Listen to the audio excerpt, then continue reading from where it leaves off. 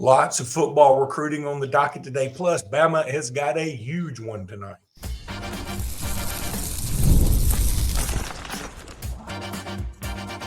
You are Locked On Bama, your daily podcast on the Alabama Crimson Tide. Part of the Locked On Podcast Network, your team every day.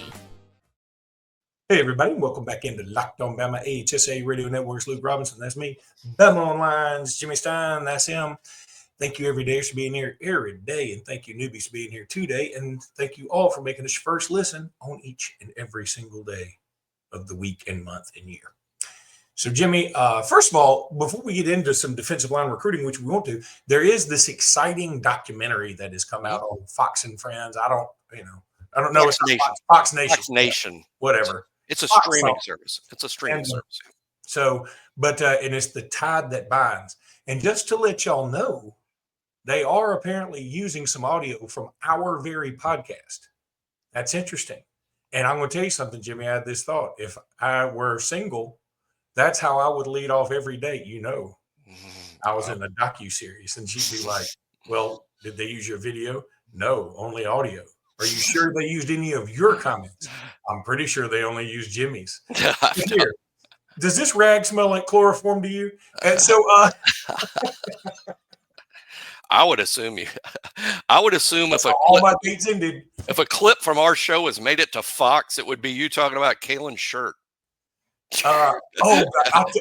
Jimmy, if I'm lying, I'm dying. When they first approached us about this, I was like, I have no problem with it. I said, but we're Bama fans first and foremost.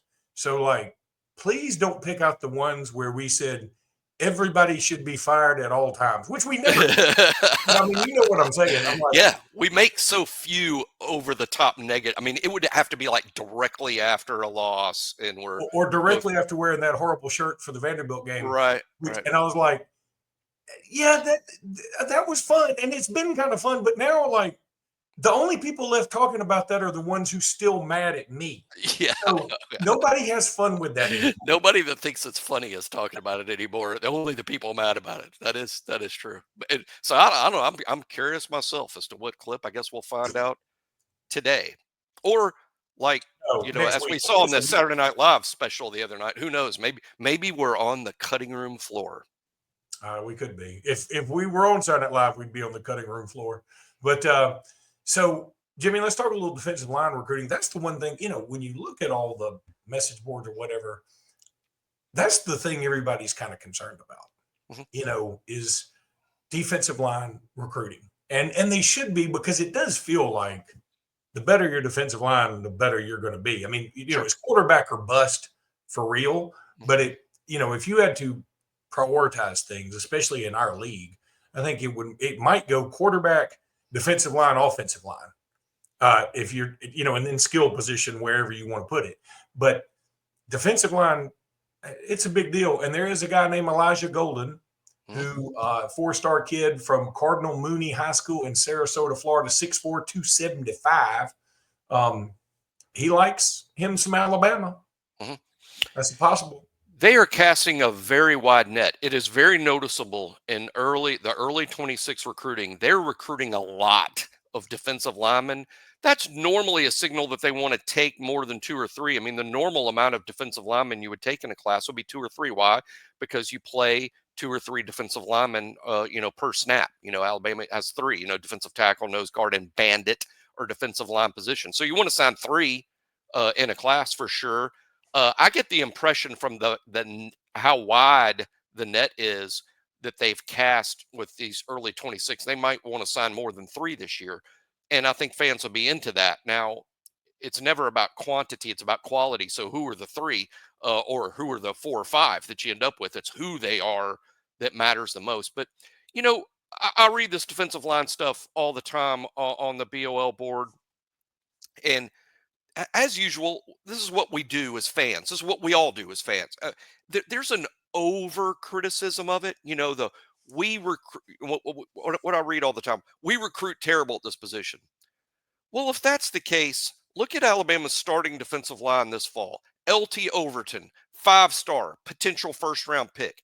Tim Keenan, definitely developed into one of the better nose guards in the entire country. James Smith, 5-star. I think all of us would project, hey, if we have a breakout star this fall, it might be James Smith. So the starting defensive line is as good as anybody. So I don't know why we recruit terrible. Well, we did sign Overton, Keenan, and James Smith, probably one of the better defensive lines in college football. And then they're like, well, I'm not sure we're developing these guys.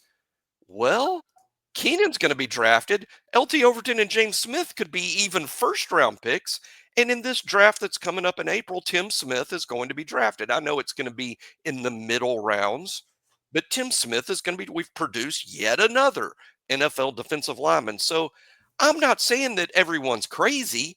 I agree. We've got to do better at that position. There's a constant quest for improvement at that spot. I agree.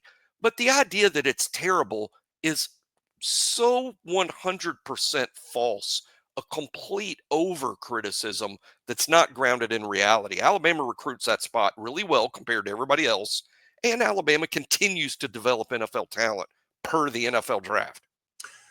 And Freddie Roach catches a lot of heat, I think, He does. Unfairly.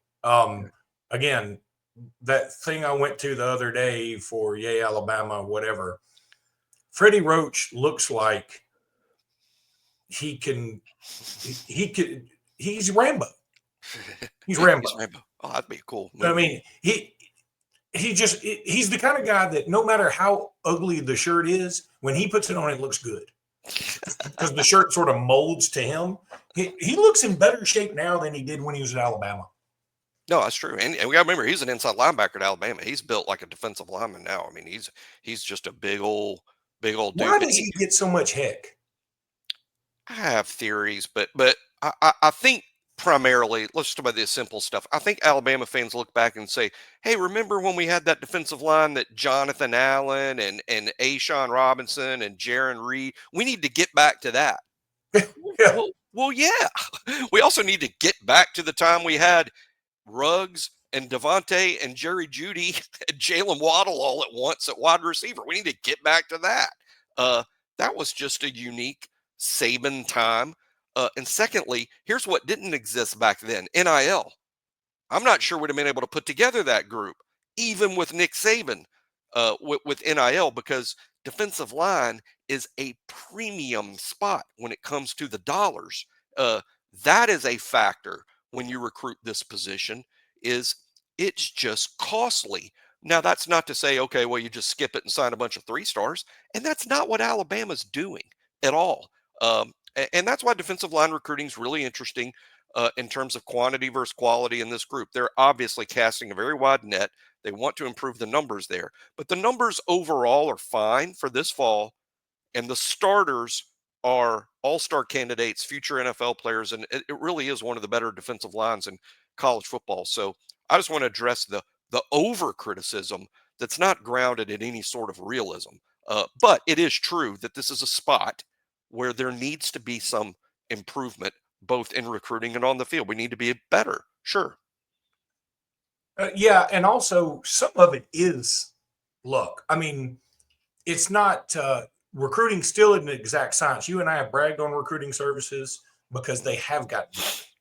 Yeah. But nobody is batting 1,000. Right. Where you're like, oh, we didn't know this kid was injury prone. Or we didn't know this kid's parents were in the middle of a messy divorce and it sort of screwed with him mentally. Or we didn't know that, he had a baby that, with a girlfriend that he didn't tell anybody about. Now it's out and he has to take care of that. We didn't know all these things. But, and just little things like that may affect somebody's play one way or another. I mean, some of these things may set somebody's motivation on fire, and some of them may be like, hey, I can't do football and handle this other stuff, mental health wise, whatever. So sometimes it is luck, like when you get that defensive line you mentioned, that Ashawn, and Jaron Reed, and Deron Payne. I mean, we just hit home runs with all three of them just incidentally at the same time. Same thing with the wide receiver group that you're talking about. We just happen to hit home runs with every one of those people, but then what's weird is while we hit home runs with them at the next level, Obviously, the Raiders didn't feel like they'd hit a home run with Henry Ruggs' tragedy, which is what it was, Right. a tragedy. But nobody could have, it's not the Raiders' fault. It's not no one said they drafted the wrong guy, because there's he nothing never did anything like that at Alabama. Ruggs had never been in trouble in the past and was going to be a great player. Yeah, he was going to be a great player. And it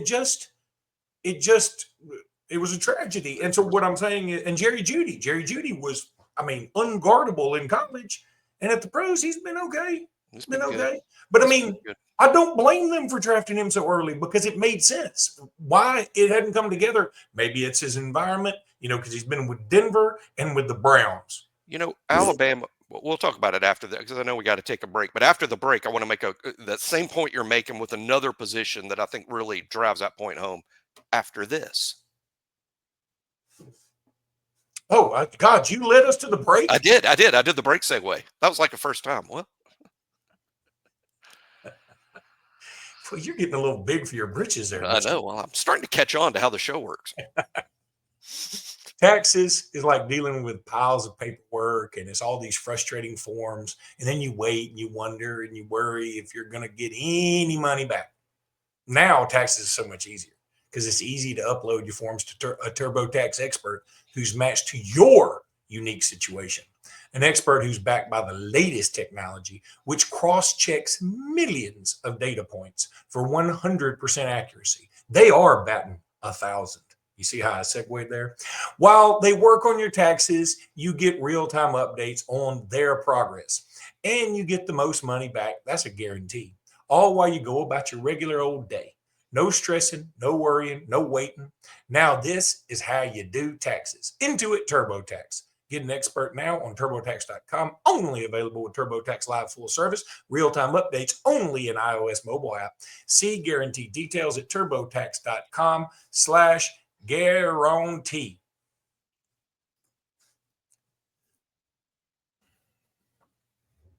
Well, we're going to keep talking. Well, the point I was about to make about, like you said, luck.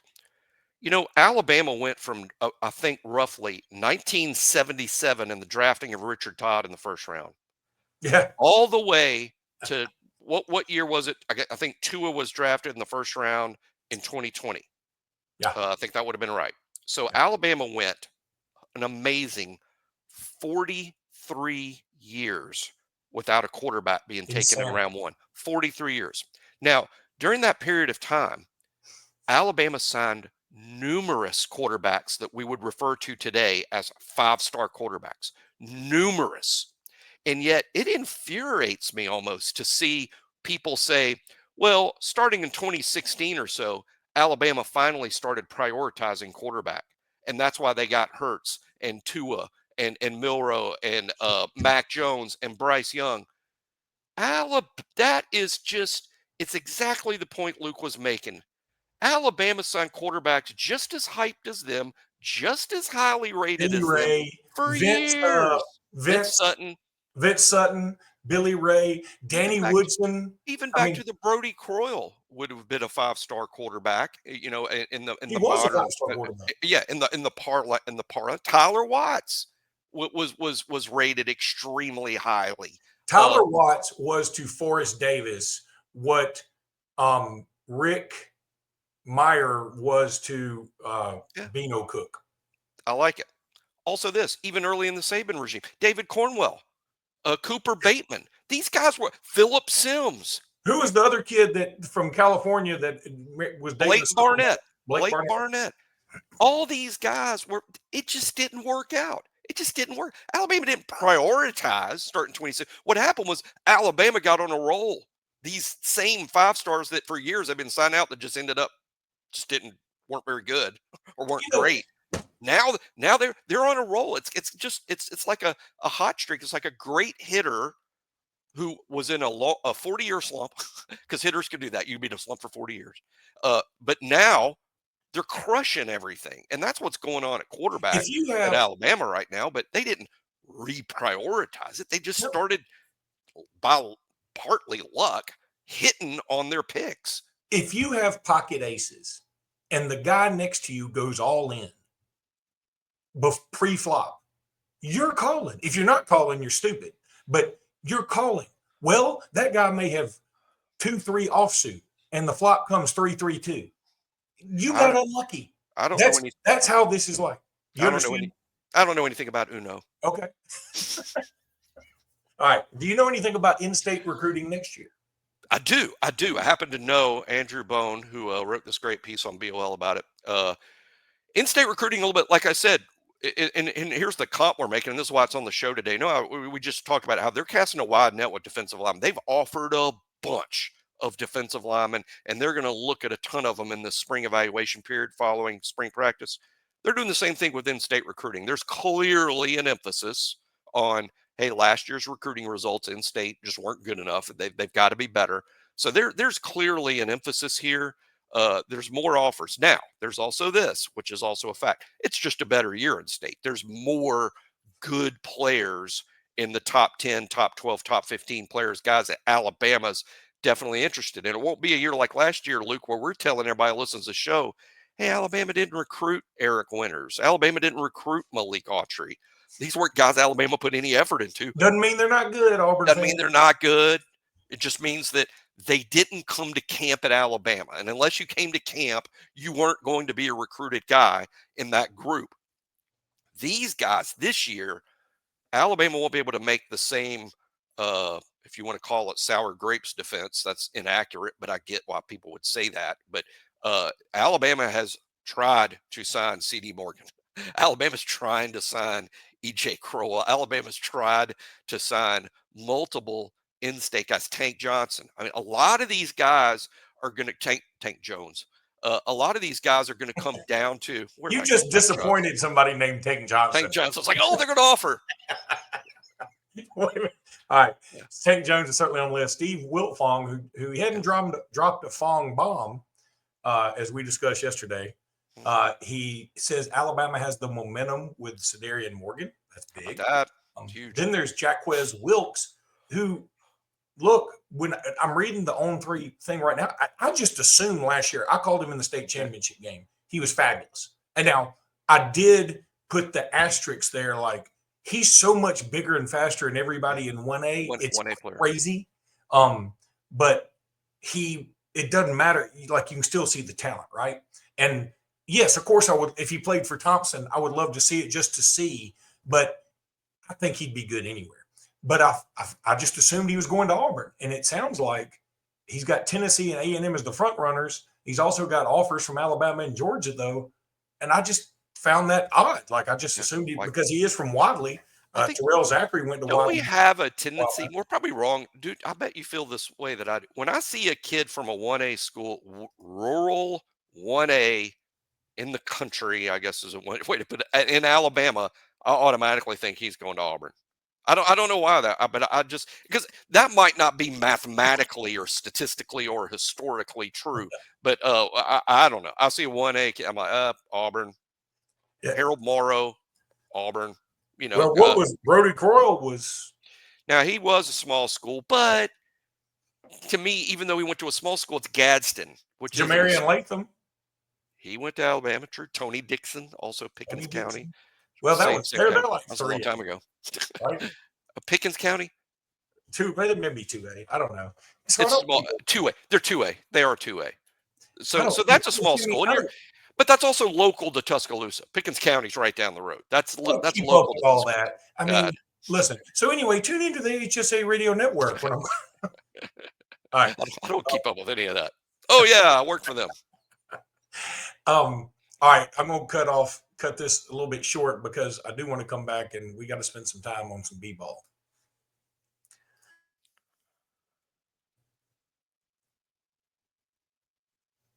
As those little commercials and pauses we're doing, I realize nobody else calls it b-ball anymore. Well, could be baseball. Could be, but I think we always, when I was younger. Todd Ford. Anyway, so Alabama's got a big one tonight, Jimmy, and I was I wasn't shocked. I was mildly stunned to see Missouri's a 1.5-point favorite. That is also frightening to me because, look, I feel like this is a big game, and this is not a big game for lots of reasons. Number one, it could be a situation where Auburn beats us twice. They pop our balloon on Saturday, and it carries over to Wednesday at 8 o'clock in the middle of nowhere. No offense to Columbia, Missouri, but when you're coming from anywhere in the SEC, it's essentially in the middle of nowhere.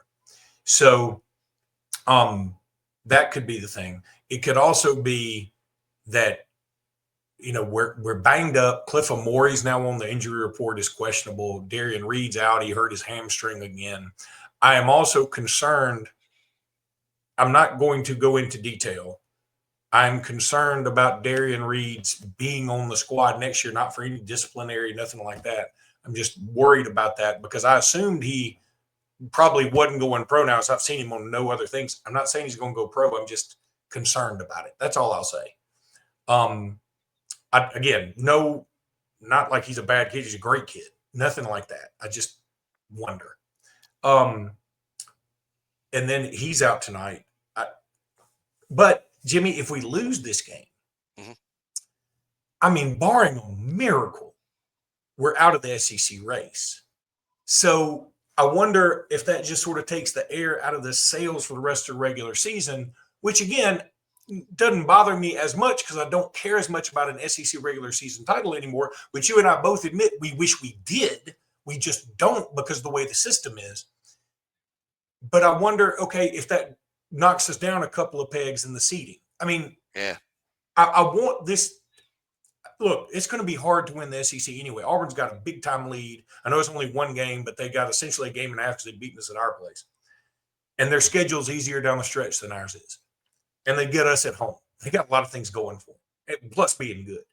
Yeah. So what I want us to do – plus Janabra. So I want us to keep doing what we're doing because we can still get a 1 seed. And look, I don't for 1 second think we can't beat Auburn. I certainly think we can. I just think they're certainly better than us right now, and they proved it. But it doesn't mean they're unbeatable. And so I just don't want the Auburn game to be so deflating that it costs us some more games and we end up on the number 3 or number 4 seed versus the 1 seed. Exactly. I don't think losing. I want to win the SEC regular season. I would love to. That's a heck of an accomplishment. I think Alabama's only won the SEC 8 times ever in the regular season. So it's a massive accomplishment for Alabama. I want Alabama to do that. But let's not forget, as Luke is saying, there's also NCAA tournament seeding, which is hugely important because that's where the whole season is going to be defined by what happens in that tournament. And it's going to be easier for Alabama to have success in the tournament. The better their seed is, the more likely you're going to like the draw in terms of the path to getting to the Sweet 16, the path to getting to the Final Four. So it's about seeding just as much to me or more than it is about the SEC regular season title. But tonight's going to be hard to win. A couple things that folks might not know. Darian Reed is doubtful for the game. He's having an MRI, I believe, today. Let's hold our breath there. If the MRI is bad, we might be talking about playing the rest of the year without Reed, which would be a huge blow because he's such a talented defender for a young player. And secondly, and partly alarming, Cliff Amory listed as questionable for tonight. Now, our sources, tend to indicate, you're probably going to see him. You probably are. But he is questionable. His backup, Aiden Sherrill, didn't play a single minute against Auburn. We could tonight, Luke, because Sherrill didn't play against Auburn, because Cliff Amory is clearly a little banged up, we might see a lot of minutes tonight for Aiden Sherrill. And personally, I'm really excited about it. I'm excited about a bigger role for Aiden Sherrill. Let me tell you something. That may work out in our favor. And here's where I'm thinking. That I'm not saying I want Amory to be hurt. I'm saying that it may just fortune may smile upon Sherrill and smile upon Nate Oates, because Nate Oates lamented the fact he didn't play Sherrill more. Now, I sort of justified it, I guess, the other day after the game. I was like, maybe they thought he couldn't, handle Janai Broom as well or something. Because really, if it's not Dylan Cardwell in there, the only guy he could guard would be Broom. And Broom probably would eat his lunch. It's a heck of an ask for a true freshman. Hey, true freshman, but guard the best senior in the country at your position. Yeah, that's an ask. That's an ask. Now, but Now he gets to come in potentially and play a lot more minutes and not only redeem himself, but sort of make Nate Oates feel better about everything and build more inner team trust. So I'm excited about Aiden Sherrill getting more minutes potentially tonight. I really am. I'm not super worried about Darian Reed not playing anymore. He's not played a lot lately, and we've won big games without him. I want him back. Don't get me wrong. I'm just saying that his absence hasn't proven to be the only time we've lost lately is when he did play. That is not it. I'm not saying it's his fault. Please don't misjudge me. I'm saying that Don't put that in the docuseries. for the love of God, the docuseries. The next documentary be what ended Luke Robinson's podcast. But no, what I'm saying is we've done fine. We've been better than fine. We've done great. And here's the other thing, another positive. We are undefeated on the road. And I'm not taking a shot at Como. I'm saying we have played in tougher places than Como and won already. In the SEC, we're undefeated on the road. Yeah. I know what you mean. I meant that. That's what I meant. In the SEC, we're undefeated on the road. We're undefeated. But we've won at Rupp. We've won in Texas A&M. We've won at Starkville. We've won at some and we went to South Carolina and won back when they were still good. Now they're right there at the bottom, but they were pretty good. It wasn't an easy ask, and we went up there and bludgeoned them. So we've overcome bigger games than this. But it worries me that Vegas has us a 1.5 point underdog. By the way, the one thing that makes me feel better is that same Vegas had us a 1.5 point favorite against Auburn. Yeah, I mean, a 1 point favorite, 1 point underdog shouldn't mean too much, in basketball. I mean, to me, anything that's 3 or less, that's one possession. That's a pick 'em type thing. Mm-hmm. Missouri's very good, though. I mean, I think Missouri's a team a lot of Alabama fans don't pay a lot of attention to. They've been in the league now, 10 years? But I think they've been in the league. No, 10 years. Heck, they've been in the league 13 years. Yeah, 2012 is when they came in the league. So 13 years they've been in the SEC, but it still feels like, yeah, Missouri's in our league. I mean, I think we know LSU's roster, we know Auburn's roster, we know Tennessee's roster, we know who plays for Georgia, but I don't know that we've committed Missouri to memory yet, even though it's been 13 years. But for those who don't pay too much attention to the Tigers, they're good. They're good. And it's going to be a heck of a challenge. I know Nate holds their coach in high regard. Nate's a big fan. Yeah. And it's just one of those moments where I feel like we can really take a big step and mentally help us get over the loss Saturday, because that's got to be a bit deflating. It's deflating for the fans. It had to be deflating for the team. Oh, yeah. And like, I like you were the first to say it, even out there anywhere in cyberspace, that I saw about losing to Auburn twice. And that's what it will feel like if they come up short. And I know that Missouri's a favorite and Missouri stands on their own, and Alabama could have beaten Auburn by 15 and still lost to Missouri tonight. That could have happened, but it will feel like you lost to Auburn twice if you don't get it done tonight. So it's big. All right, that's going to do it for today's podcast. We'll be back tomorrow morning. Until then, roll tide, everybody. Roll tide.